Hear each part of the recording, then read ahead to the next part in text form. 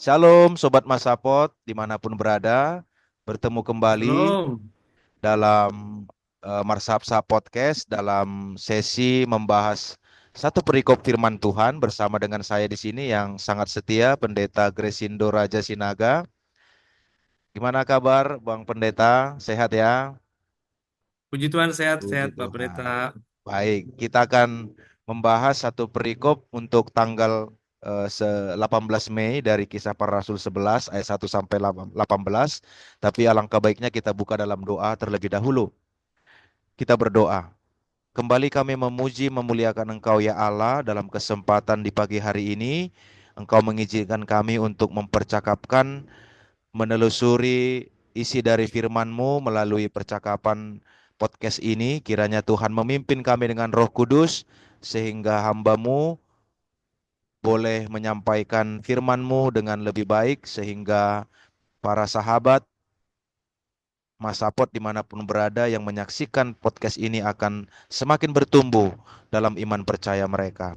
Terima kasih ya Bapak, kami mulai podcast ini dengan menyerahkan sepenuhnya ke dalam tangan pengasihan-Mu dalam Kristus Yesus yang hidup. Amin. Baik Sobat Masapot dan narasumber kita hari ini, Pendeta Raja, kita akan membahas kisah para Rasul 11 ayat 1 sampai dengan ayat 18. Saya akan bacakan teksnya. Kisah para Rasul 11 ayat 1 sampai 18. LAI memberikan judul Petrus mempertanggungjawabkan baptisan Cornelius di Yerusalem.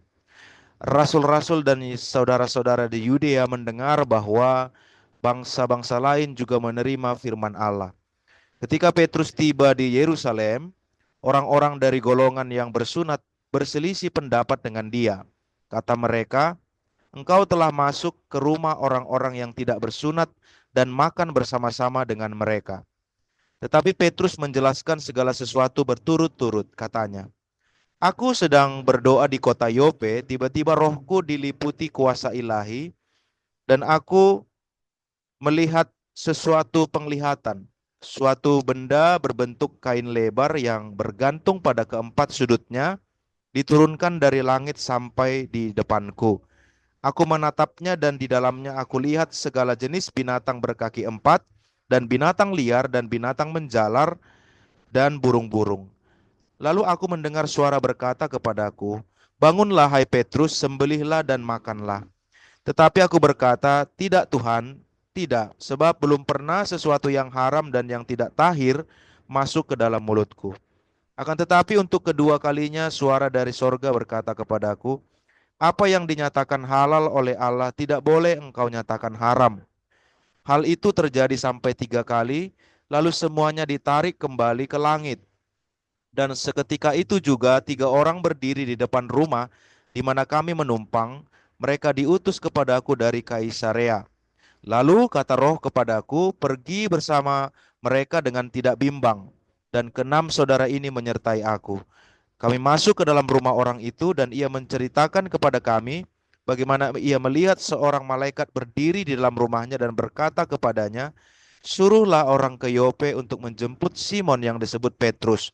Ia akan menyampaikan suatu berita kepada kamu yang akan mendatangkan keselamatan bagimu dan bagi seluruh isi rumahmu. Dan ketika aku mulai berbicara, turunlah Roh Kudus ke atas mereka sama seperti dahulu ke atas kita.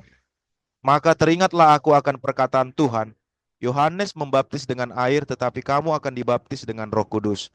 Jadi jika Allah memberikan karunia-Nya kepada mereka, sama seperti kepada kita pada waktu kita mulai percaya kepada Yesus Kristus, bagaimanakah mungkin aku mencegah dia? Ketika mereka mendengar hal itu, mereka menjadi tenang, lalu memuliakan Allah. Katanya, jadi kepada bangsa-bangsa lain juga Allah mengaruniakan pertobatan yang memimpin kepada hidup. Demikian firman Tuhan. Ya, ada 18 ayat di dalam perikop kita ini, Bang Pendeta Raja, dan sekilas kalau saya perhatikan tadi ada sesuatu hal yang terjadi pada Rasul Petrus ketika dia melayani orang-orang yang bukan hanya orang Yahudi, tapi secara khusus orang-orang non-Yahudi yang pada konteks kita ini bernama Cornelius. Kira-kira apa peristiwa yang sedang terjadi yang dihadapi oleh Petrus pada zaman itu, eh, Bang Pendeta Raja? Boleh diterangkan sedikit tentang historisnya? Ya, baik, terima kasih Bang Pendeta Raja juga ini ya, Pendeta Andrian Raja Nagur Purba. Terima kasih Bang. Untuk situasi di sini kita melihat Petrus sedang menerima kritik dari banyak orang Yahudi yang mempermasalahkan kenapa Petrus membaptis seorang yang bukan dari Yahudi, bukan orang bersunat, yang tadi namanya Cornelius. Nah, jadi Cornelius ini adalah seorang perwira pasukan yang disebut pasukan Italia, dan Cornelius ini sebetulnya orang Yahudi yang saleh. Mereka dan keluarga itu adalah orang yang taat beribadah, sering memberikan persembahan, bahkan juga memberikan banyak sedekah kepada orang Yahudi. Mereka juga rajin berdoa kepada Tuhan Allah. Nah, jadi ternyata ketika kalau kita baca di pasal berikutnya, pasal sebelumnya, pasal 10, Cornelius ini ternyata juga dijumpai oleh malaikat Tuhan begitu ya, yang mengatakan kepada Cornelius bahwa Cornelius itu harus datang atau menyuruh orang menjumpai Petrus. Dan eh, akhirnya berjumpalah Cornelius dengan Petrus dan akhirnya Cornelius dibaptis. Nah, ini diprotes oleh orang-orang Yahudi. Kenapa Petrus, kenapa kamu mau membaptis orang yang tidak bersunat? Kenapa kamu mau makan bersama dengan mereka? Jadi itulah situasi yang terjadi. Jadi di dalam pasal 11 ini Petrus memberikan penjelasan atau mempertanggungjawabkan kenapa tadi dia membaptis Cornelius. Begitu mungkin di awalnya, Bang. Ya, terima kasih untuk penjelasan tentang historisnya, Bang Pendeta Raja. Jadi, kita akhirnya mengetahui bahwa ada seorang yang bernama Cornelius, seorang Yunani yang bekerja sebagai eh, apa tadi yang disebutkan oleh Bang Pendeta Raja sebagai Perwira, boleh ya perwira, perwira. berarti tentara ini ya, tentara yang kalau di Indonesia ini sudah perwira berarti sudah tinggi nih jabatannya ya. Ah, Betul, tentu dengan latar belakang Cornelius yang baik, suka membantu dan dia kemudian tadi mendapatkan perjumpaan atau malaikat mendatangi dia. Ini yang kemudian menjadi sebuah titik awal bagaimana baptisan Cornelius itu terjadi. Namun tadi sudah disampaikan Bang Pendeta Raja, ternyata golongan Yahudi itu berselisih pendapat. Nah, ternyata di sini dikatakan eh, Petrus itu masuk ke rumah Cornelius karena dijemput tadi ya, disuruh orang menjemput, eh, malaikat menyuruh Cornelius menjemput Simon Petrus begitu. Lalu betul. kemudian dia makan, tidak hanya masuk tapi dia makan bersama-sama mereka, sedangkan tradisi Yahudi itu melarang orang Yahudi makan bersama dengan orang yang bukan Yahudi. Lalu bagaimana Petrus menjawab persoalan atau selisih pendapat ini, Bang Pendeta Raja? Apa yang kemudian Petrus jelaskan kepada orang-orang Yahudi itu? Iya, terima kasih. Jadi Petrus menerangkan kepada orang-orang Yahudi tadi itu kenapa Petrus mau membaptis Cornelius orang yang bukan Yahudi. Dia menjelaskannya kalau kita baca di ayat yang ketiga, sorry, di ayat yang keempat dan seterusnya ya. Tetapi Petrus menjelaskan segala sesuatu berturut-turut katanya. Aku di sini Petrus sedang berdoa di kota Yope. Tiba-tiba rohku diliputi kuasa ilahi dan aku melihat suatu penglihatan, suatu benda berbentuk kain lebar yang bergantung pada keempat sudutnya diturunkan dari langit sampai di depanku. Dan ternyata di dalam kain itu ada berbagai jenis binatang tanda kutip yang dianggap haram oleh mereka orang Yahudi, yaitu tadi itu binatang berkaki empat, binatang liar, binatang menjala, dan burung-burung dan lain-lain sebagainya itu. Em, dan ada suara yang berkata kepada Petrus, bangunlah Petrus, em, sembelihlah hewan-hewan ini dan makanlah, kata malaikat itu, kata suara itu begitu ya. Tetapi kemudian Petrus berkata, tidak Tuhan, katanya dianggap itu haram. Nah, akan tetapi ada suara lagi dari sorga berkata kepadanya, apa yang dinyatakan halal oleh Allah tidak boleh engkau nyatakan haram. Nah, ini berulang ya, kejadian ini berulang 3 kali dan setelah terjadi ketiga kalinya, ketika Petrus memikirkan ini maksudnya apa ini suara, maksudnya suara Allah ini apa, disitulah dia mendengarkan ada suara lagi yang mengatakan ada 3 orang yang datang ke rumahmu itu, tempat dia menumpang itu, dan itulah 3 orang yang disuruh Cornelius untuk memanggilnya, untuk menjumpai Cornelius. Nah, jadi kalau di sini kita melihat, mungkin nanti ditambahkan pendeta Andrian, eh, apa artinya penglihatan yang diberikan dari surga tadi kepada Petrus? Nah, di sini mau mengatakan bahwa ada gambaran-gambaran ya. Ada hewan-hewan tadi yang katanya dikatakan haram, disuruh Tuhan itu disembelih dan dimakan. Bukan hanya dipotong, tapi makanlah hewan-hewan itu. Tapi apa kata Petrus? Tidak Tuhan katanya, karena dia menganggap itu haram. Tapi kata Tuhan, apa yang dikatakan oleh dinyatakan halal oleh Allah tidak boleh engkau nyatakan haram. Dan di sini apa maksudnya? Yang mau dikatakan di sini, kalau kita melihat dari berbagai literatur dan juga dari buku-buku teologi kita mengatakan ini di sinilah Tuhan menunjukkan keinklusifannya.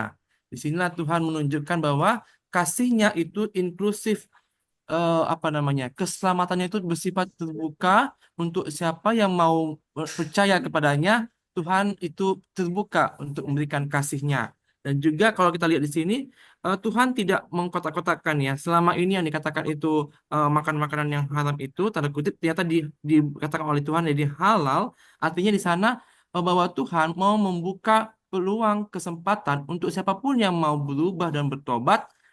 Ternyata Tuhan tidak melihat itu apakah dia dari suku apa, apakah dia dari golongan mana, apakah dia dari kelompok tanda kutip tadi itu bersunat tidak bersunat, tapi Tuhan hanya mau melihat adanya niat untuk pertobatan. Ya, kalau dalam bahasa Simalungunnya itu hamu bahoni uhur. Tuhan mau melihat hati yang mau berubah, hati yang mau untuk kembali atau datang kepada Tuhan. Tuhan mau melihat ketulusan hati yang orang mau berubah itu. Tuhan mau memberikan uh, man layak-layakon. Maksudnya itu karunia ya Bang ya. Tuhan memberikan karunia kepada orang yang mau untuk bertobat. Nah, dan itu terbuka untuk siapapun. Ya, mungkin tambahkan pendeta Andrian, Bang. Ya, jadi saya mendapat dua hal dari pendeta raja tadi. Yang pertama, Petrus menjawab atau menerangkan persoalan itu bukan dengan kemampuan berpikirnya. Tentu ini kita jadikan semacam pola bahwa Petrus sendiri pun diberikan penglihatan atau Tuhan sendiri yang memberikan petunjuk kepada Petrus untuk menjawab. Jadi ketika ada persoalan halal dan haram tadi itu, lalu kemudian Petrus dapat menjawabnya itu karena Allah sendiri yang berkata, apa yang halal bagi Allah tidak bisa dikatakan haram. Jadi dengan itu akhirnya orang Yahudi menjadi tenang, orang Yahudi menjadi kemudian memahami. Jadi di sini yang saya lihat tadi persoalan halal dan haram itu penting kita lihat dari sudut pandang Allah itu sendiri. Jadi jangan kita cepat-cepat artinya menentukan, padahal Allah sendiri berkenan untuk menyatakan itu halal misalnya. Ya. Lalu yang kedua tadi eh, Pendeta Raja menyebutkan soal inklusivisme. Jadi Allah itu terbuka kepada bangsa-bangsa lain, tidak terkotak-kotak, tidak terbatas oleh orang bersunat atau tidak bersunat. Nah, ini menjadi menarik karena Allah sendiri yang menentukan. Jadi bukan kita yang menentukan. Jadi Allah sendiri yang menentukan kepada siapa dia menyatakan pertobatan itu. Karena Allah sendiri melihat, Allah sendiri mengetahui Cornelius.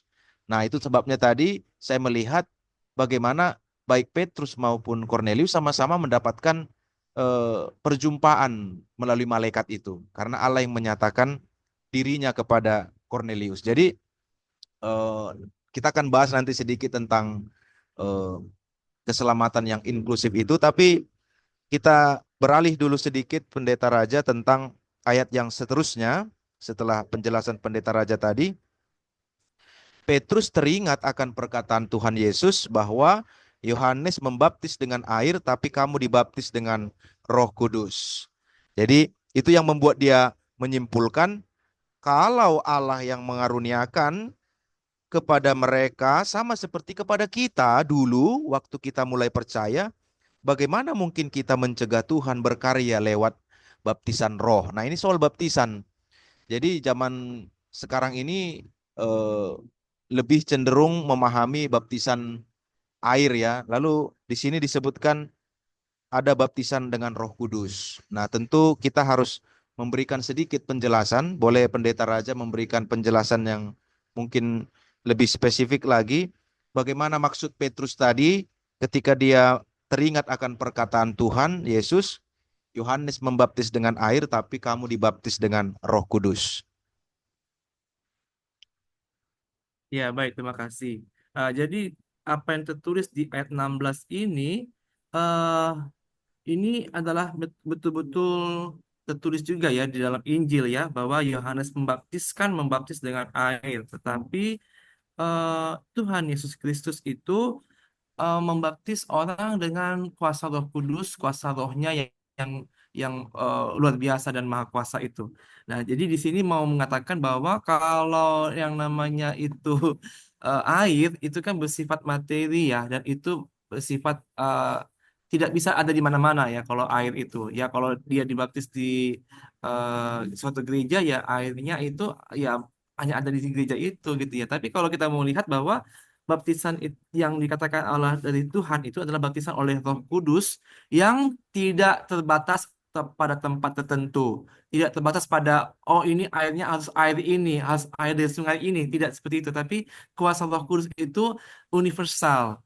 Kuasa Roh Kudus itu ada di mana-mana. Nah, jadi kuasa Roh Kudus juga boleh memberikan baptisan, termasuk tadi itu kalau orang yang tidak berlatar belakang sesuatu agama, tapi dia mau bertobat, Tuhan akan memberikan baptisan itu dengan kuasa Roh Kudus. Termasuk dari sini Cornelius. Walaupun Ya. Cornelius tadi itu bukan golongan tadi mereka, tapi Cornelius juga yang mau datang dan bertobat itu diberikan juga karunia baptisan. Nah, keselamatan itu memang benar eh, diinisiasi dengan baptisan, karena baptisan adalah suatu inisiasi masuk kepada Kristen seperti itu.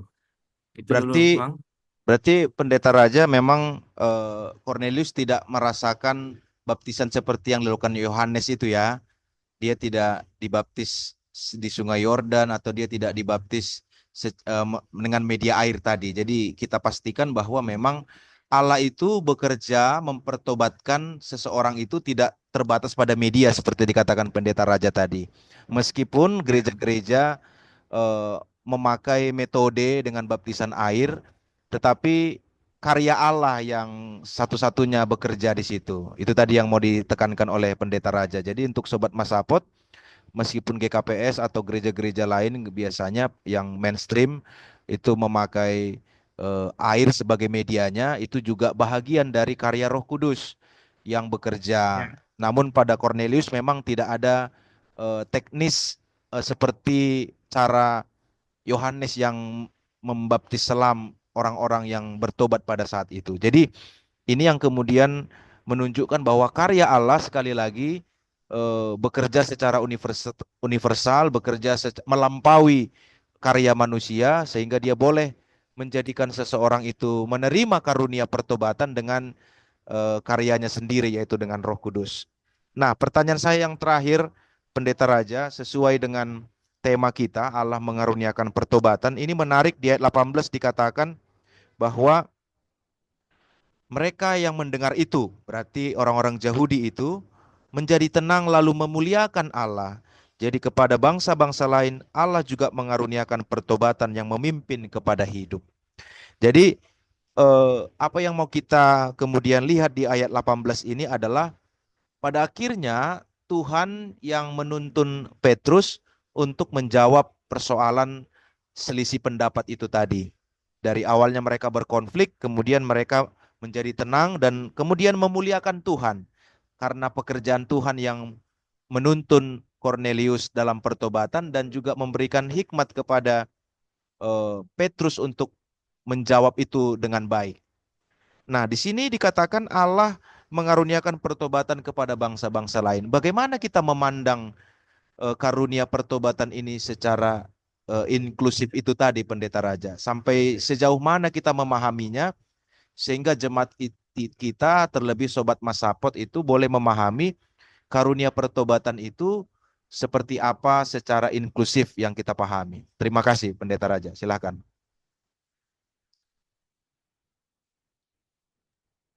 Iya, terima kasih Bang Pendeta Andrian. Di sinilah kita melihat eh, ada suatu hal yang luar biasa ya. Memang firman Tuhan selalu luar biasa ya. Mulai dari tadi itu Cornelius yang tidak kelompok bersunat tapi kemudian dibaptis. Lalu tadi makanan-makanan tadi itu menurut Petrus itu haram, tapi kata Tuhan ya apa yang dikatakan Tuhan halal jangan dikatakan haram. Maka malah disuruh potonglah, sembelihlah, makanlah gitu ya. Di sini mau menunjukkan memang keselamatan dari Tuhan itu adalah karunia. Dan kalau kita baca juga sesuai dengan ayat 18 ini ya, di sini diangkat tema kita itu bahwa memang benar kepada bangsa-bangsa lain juga Allah mengaruniakan pertobatan yang memimpin kepada hidup. Nah, di sini kita melihat eh, ya, bahwa betul-betul Tuhan itu menyediakan keselamatannya itu untuk semua orang dan itu universal. Jadi siapapun orang yang punya berbagai latar belakang, ya Tuhan tidak mempermasalahkan latar belakang kita, tapi Tuhan mau melihat hati yang betul-betul tulus datang kepadanya dan mau mengalami pertobatan. Dan di sini kita melihat bahwa ternyata gereja juga diundang untuk memiliki apa namanya keinklusifan tadi itu terbuka universal untuk setiap suku, setiap agama ataupun setiap juga orang-orang yang mau datang untuk bertobat itu gereja punya keterbukaan. Dan kalau kita lihat saya lupa tapi Bang itu dokumennya ada di mana? Itu dokumen dari gereja atau persekutuan gereja gitu ya yang mengatakan bahwa eh, kita gereja itu percaya bahwa Tuhan itu menyediakan keselamatan universal dan kita juga yakin dan percaya bahwa keselamatan itu hanya dalam Yesus Kristus. Nah, jadi itu yang membuat kita juga bersifat apa ya?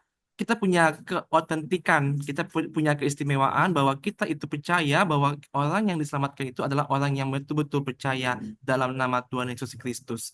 Nah, itu yang kita pegang secara resmi juga ya, baik secara di gereja maupun secara iman kita sebagai orang Kristen. Ya, mungkin Ya, karena mungkin saya tambahkan sedikit apa yang disampaikan oleh Pendeta Raja.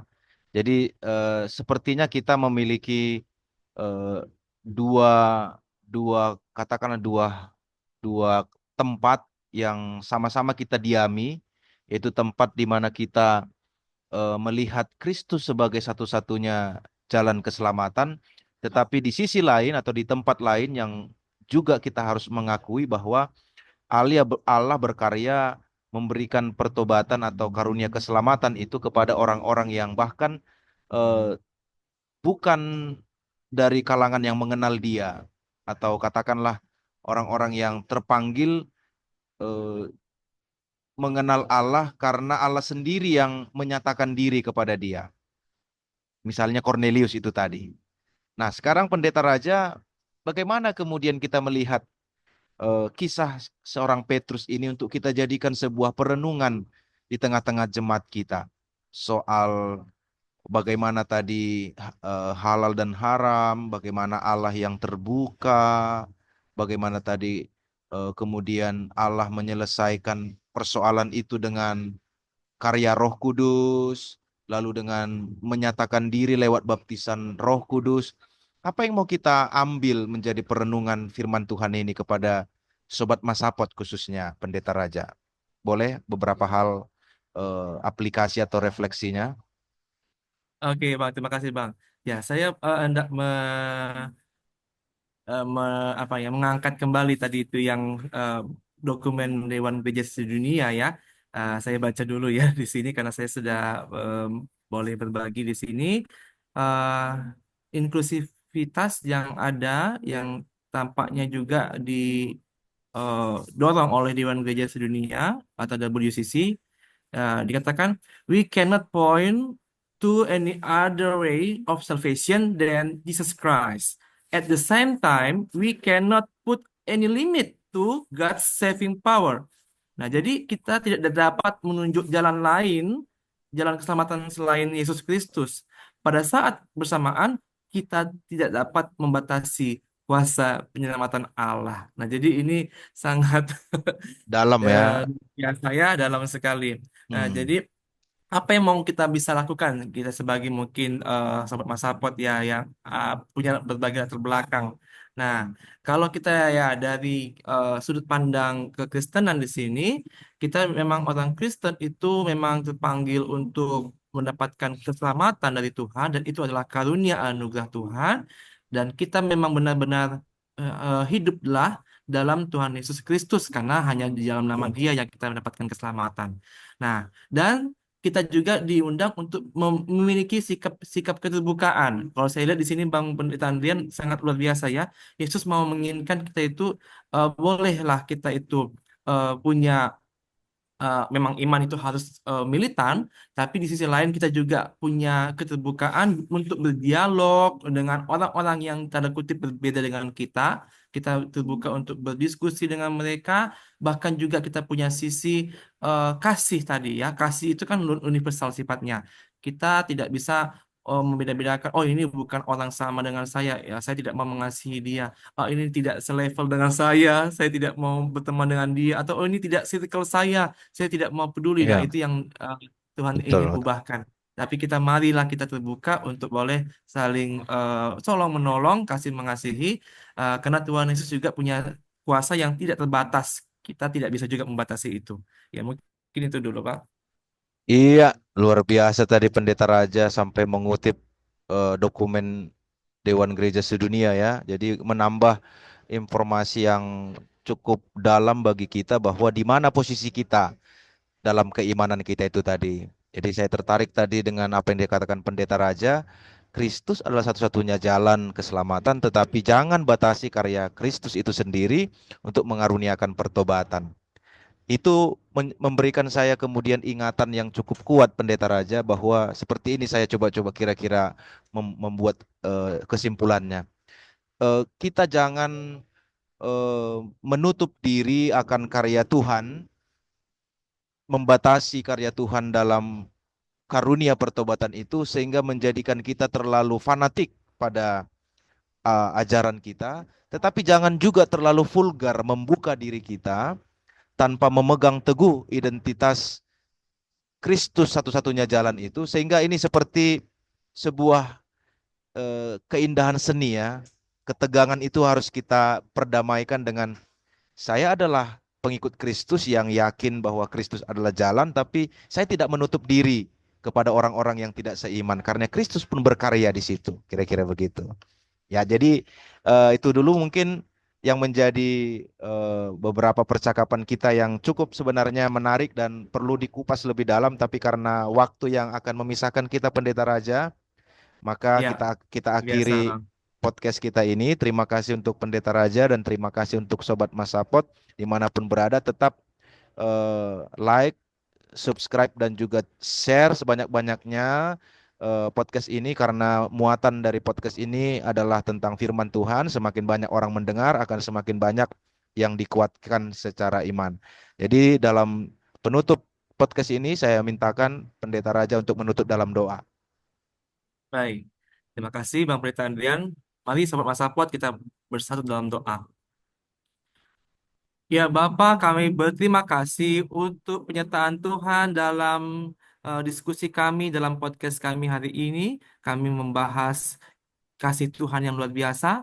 Kami mau diskusikan dan juga merasakan karunia Tuhan yang terbuka untuk pertobatan setiap orang. Ya Bapa, kami bersyukur, kami berterima kasih kami punya Tuhan yang penuh kasih, penuh karunia, juga penuh keterbukaan. Ya Bapa, mampukan dan juga sanggupkan kami untuk boleh menjadi saksi Tuhan di tengah-tengah kehidupan kami masing-masing dimanapun kami berada.